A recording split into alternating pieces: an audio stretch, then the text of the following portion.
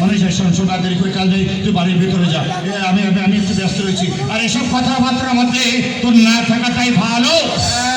সে তো বটে। একে তো মেয়ে মানুষ, তার উপর কুরুক্ষেত্রের লড়াই। এই শকুনি আমার চক্রান্তের মধ্যে তোমার না থাকাই ভালো। সারাদিন তোকে আমি একটু বাড়িতে দেখতে পাই না। আচ্ছা তুই কি হলি বলতো বাবা? কেন মা কেন? আমি তোমার শান্ত সুবোধ মাতা মানুষই আমার গুণধর ভাগ্যের কথাগুলো শুনলি, আর তুই কিনা এই ছেলের জন্য তোর দেহের রক্ত জল করে ওকে রাজা করবার জন্য তুই উঠে পড়ে লেগেছিস।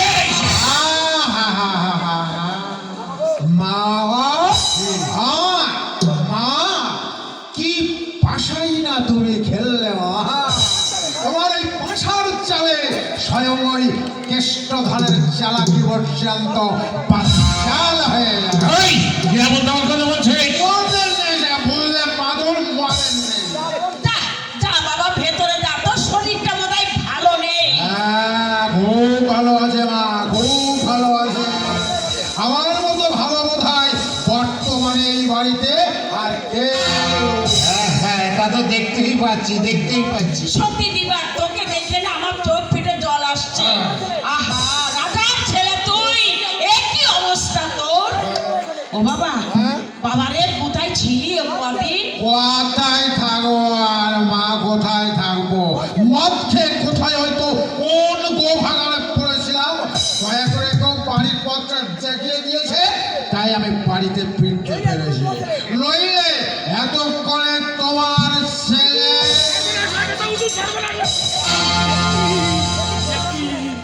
ছোট রাজকুমারী খাবে। হলো বাবা কালিমি, আবার কাপ দিতে এসেছো বাবা। কারণ না, কারণ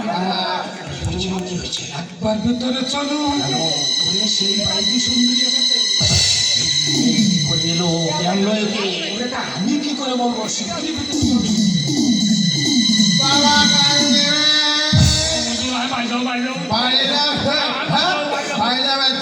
যাও, তবে একটা কথা বলে যাচ্ছি। আমার মামার সঙ্গে মিশে এই সংসারে এসে আর যদি কোনো ফুস মন্ত্র দাও, তাহলে কিন্তু তোমার কপালে খুব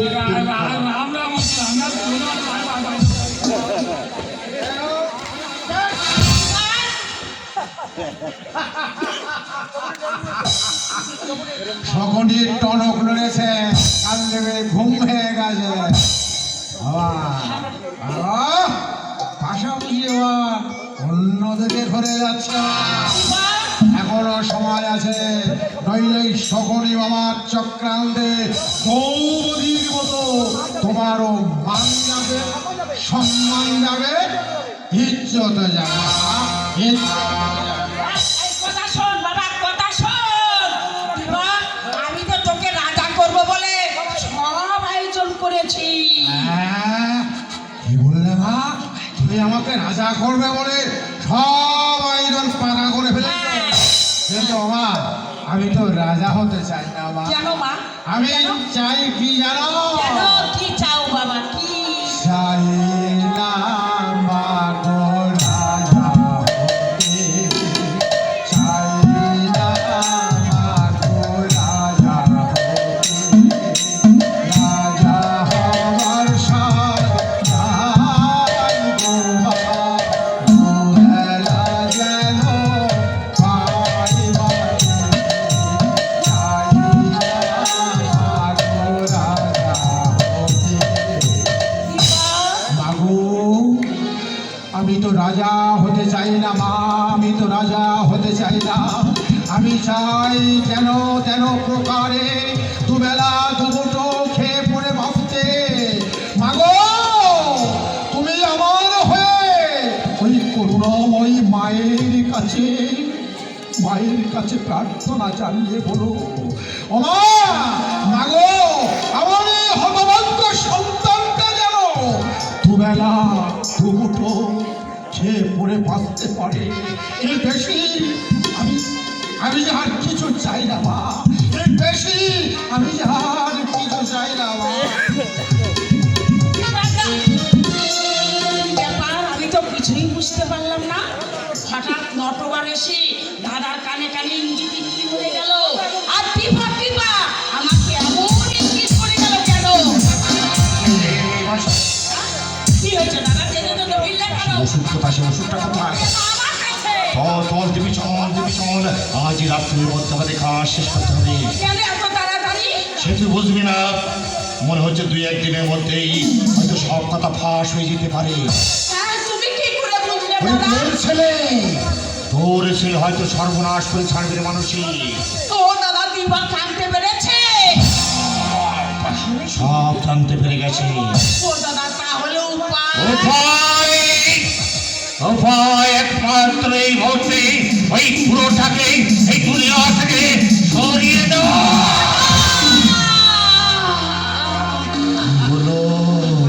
কি হলো রে মানসী, তোর গলার সাতটা কেটে উঠলো কেন রে?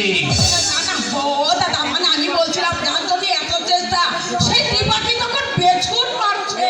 রাজ্য হাতে ফেলে দেখবি 2 দিনেই সব ঠিক হয়ে গেছে। দাদা, আর কটা দিন দেরি করলে হতো না দাদা? না না, দেরি করলে তোকে আমাকে দুজনকেই মরতে হবে।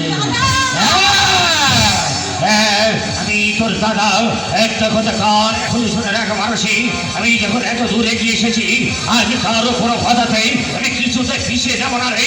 যদি প্রয়োজন হয় আমি নিজের হাতে নিজের গলায় ধরিতেই তোর পাপের প্রায়শ্চিত্ত করবো। তো এতটা পথে গিয়েছে আমি কিছুতেই পিছতে পারবো না।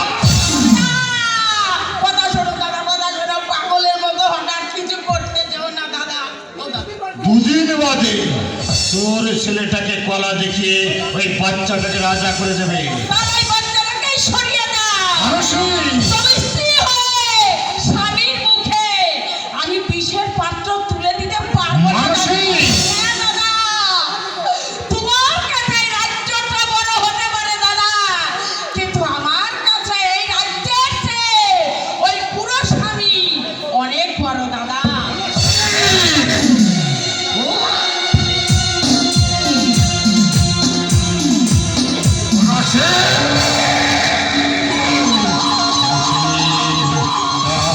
আমার নিজের মায়ের পেটের বোন যে আমারই সঙ্গে এমনি ভাবে বেইমানি করবে আমি কিছুতে ভাবতে পারিনি। খারাপ বয়জিটা সে আমার ওই স্বর্গেশীটা একটু একটু একটু করে ভেঙে গড়িয়ে দিয়েছে। না হুজুর, আপনার স্বর্গের সিঁড়ি ভাঙেনি, আরো মজবুত হয়ে তৈরি হচ্ছে।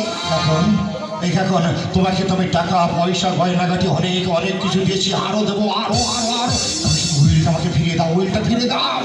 আমাকে হুজুরের এত অবিশ্বাস, লাখ টাকার গহনা দিয়েছে, আর সামান্য উইলখানার জন্য এত ভয়। ভয় নয় কাকুন, ভয় নয়, লজ্জা?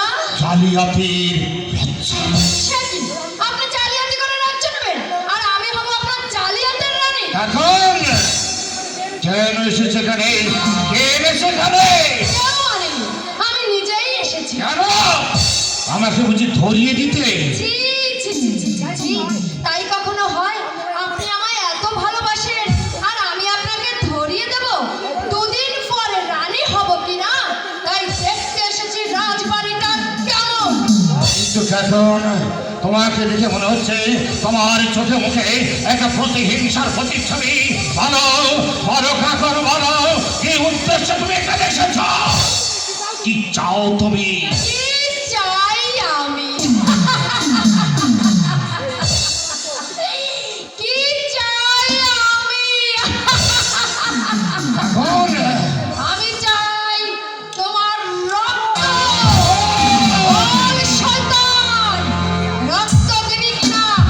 এই 8 বছর ধরে ছুরিখানা তোর অপেক্ষা করে বসে আছে, সেই ছুরি আজ রক্ত মেখে নেবে। বল শয়তান, রক্ত দিবি কিনা?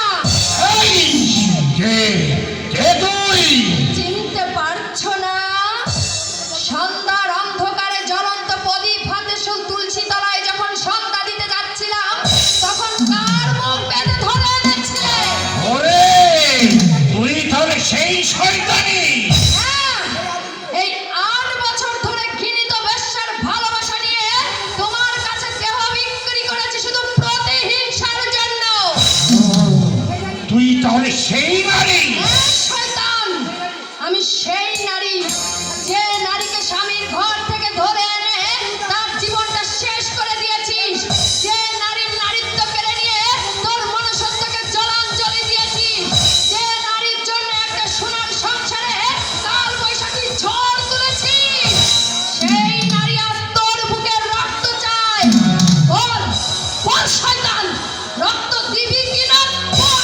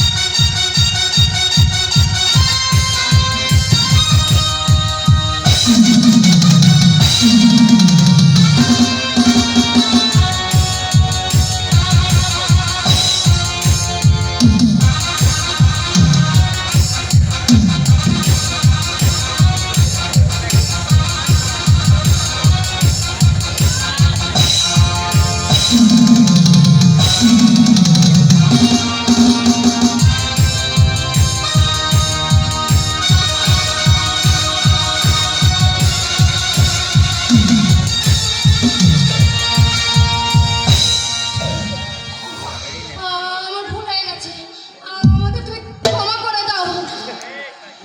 দুষ্টু কোকিলটাকে রে মনে বাসি ডাকে রে, দুষ্টু কোকিলটাকে রে মনে বাসি ডাকে রে। আমাকে ক্ষমা করে দাও। পাখি যখন সুরে সুরে গান গায় তখন সে পাখির সুর শুনতে ভীষণ ভালো লাগে। তো সেই পাখি একবার যখন সুরে গান শুরু করে সে সুর শুনতে মোটেই ভালো লাগে না, মোটেই না।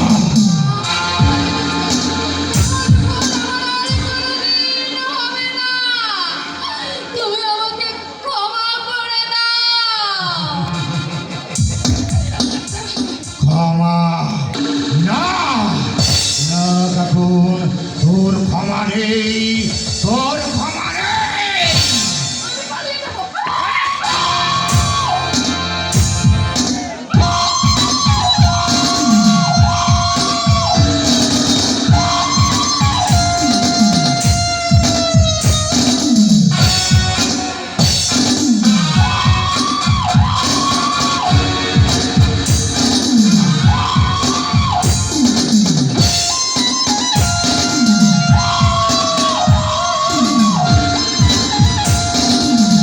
আমার দুদিনের স্বপ্ন সাধনা আজ তোর জন্যে সব শেষ হয়ে যেতে চলেছে। পারবি না, আমার হাত থেকে আসতে বাঁচতে পারবি না রে কাকুন, আসতে পারবি না। একটু একটু একটু করে নিজের লালিত স্বপ্ন এতদিন আমি বহন করে ফিরেছি, সেই স্বপ্ন তুই পুলিশ সাত করে দিতে চাস, পারবি না। ক্ষমা করে দাও। আমার ভুল হবে না। ক্ষমা না রে কাকুন, তোকে ক্ষমা করা কিছুতেই যাবে না। আয় আয়, এই মুহূর্তে তোর খবর এলামে শেষ করে দেওয়া।